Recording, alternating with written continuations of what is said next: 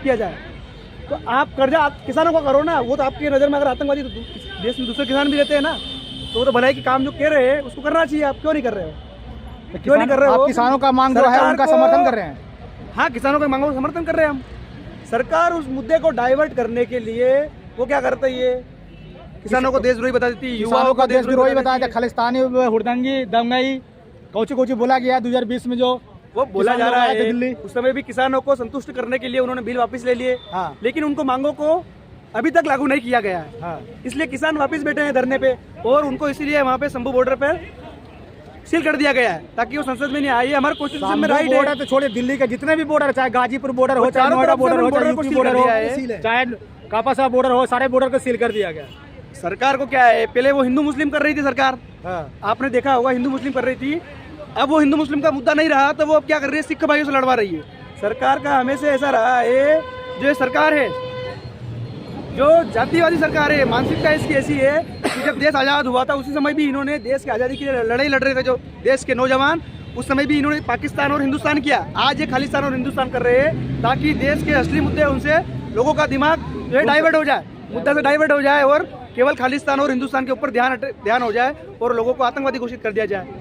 किसानों पर आंसू गैस के गोले दागे जा रहे हैं। वो दागेंगे ना, वो हर प्रकार की जो दीपक की जो लो रहती है वो अंत में बुझने के समय ज्यादा फड़फड़ाती है। सरकार हर तरीके के अभी जो उनके साथ जो भी कर सकते हैं किसानों के साथ पूरा तरीके से करेंगे। वो आपने अभी ये पूछा आंसू गैस के गोले छोड़े, मैं आपको ये कंफर्म कर दूं, वो जो आंसू गैस के गोले थे वो एक्सपायर्ड डेट थे, और एक्सपायर्ड डेट का जब कोई गोला होता है ना, जैसे जो है ना इजराइल ने गाजा में बम की बारिश कर दी है, फारसी बम पे, तो वो जो है ना वो बैन थे बम। इसी तरीके से यहाँ जो बम की बारिश करी गई है ना, आंसू गैस के गोले वो एक्सपायर डेट के थे।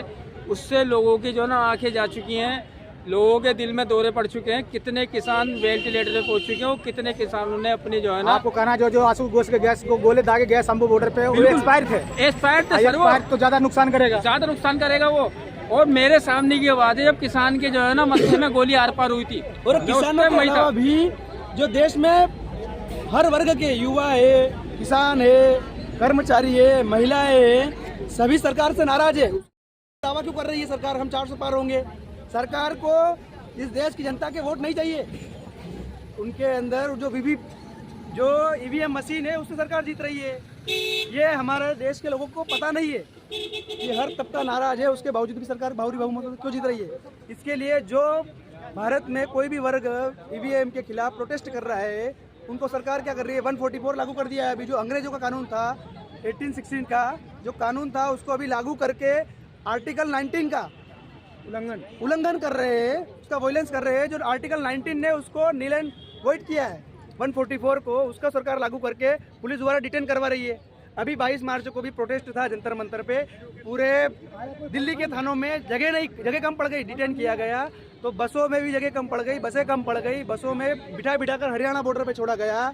उसके बावजूद बसें में बिठा के लोगों को कहाँ घुमा गया? दिल्ली घुमा रही थी सरकार। हरियाणा में कहीं हरियाणा और पंजाब में कई जिलों में इंटरनेट सेवाएं बंद है।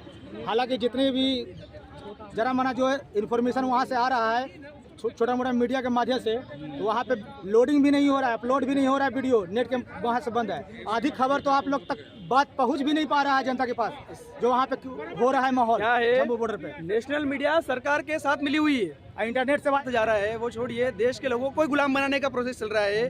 नेशनल मीडिया जो है वो तो मिली हुई है। सोशल मीडिया से इतनी जागृति आ गई है पूरे भारत भर में, सरकार डरी हुई है। सरकार इतनी डरी हुई है कि उनके जो वाईफाई कनेक्शन है, इंटरनेट कनेक्शन है, वो बंद किया जा रहा है। सरकार को लगता है कि देश में बहुत भारी लेवल पर जन आंदोलन होने वाला है। किसान नेता आरोप लगाए हैं कि वहाँ पे जो सोशल मीडिया के चलाने के लिए शूट करने के लिए गए थे उनका प्रोटेस्ट, तो वहाँ पे करीब 70 चैनल का बंद कर दिया गया है। वो किसानों का जो नेता थे वो आरोप लगाए मीडिया में आके। किसका चैनल बंद कर दिया गया? सोशल मीडिया का, जो हम लोग जो यूट्यूबर में काम करते हैं, सोशल मीडिया के लोग वहाँ पे कवरेज करने के लिए पहुंचे थे, उनका बंद कर दिया। सरकार करेगी ना, सरकार की ये चाहते हैं कि ये जो न्यूज़ है ये जाना नहीं चाहिए, बाहर जाना नहीं चाहिए, क्योंकि नेशनल मीडिया तो उसने लीक कर रखी है। अब सोशल मीडिया के द्वारा जागृति हो रही है तो वो बंद कर रहे हैं। एक आपकी जानकारी के लिए एक बात और बता दूं, एक मोबाइल वैन है वहाँ पे जो मेडिकल सुविधा देती है किसानों के लिए, पहुंची थी वो लेकिन उस पे इस टाइप का जो है ना बम डाला गया कि पूरा नष्ट कर दिया। ऐसा लगा जैसे परमाणु बम आया है। मैं उस टाइम वहीं था, मौजूद था, मैंने अपनी नजरों से देखा। मेडिकल के सुविधाओं हालत को भी मैंने ऐसी देखी, ब्लास्ट किया गया। ऐसी हालत जो है ना मैं आपको बता नहीं सकता। जैसी हालत जो है ना गाजा में हो रही है ना, इजरायली गाजा पे बम बरसा रहा है ना, ऐसी सेम कंडीशन जो है ना वहाँ के किसानों पे हो रही है। वो किसान जो है ना उन्हें दुश्मन नजर आ रहे हैं मोदी जी को। मोदी जी ने प्रशासन को, अमित शाह जी को पूरी छूट दे रखी है कि इन पे कितना जुल्म हो सके कर दो। 2020 के बाद ये स्थिति जो है ना बड़ी दयनीय स्थिति है। इसे निपटने के लिए हमारे किसानों ने पूरी तरीके से जो है ना अपना पकड़ बांध लिया है, और वो पहले भी डरे नहीं थे और अब भी नहीं डरेंगे।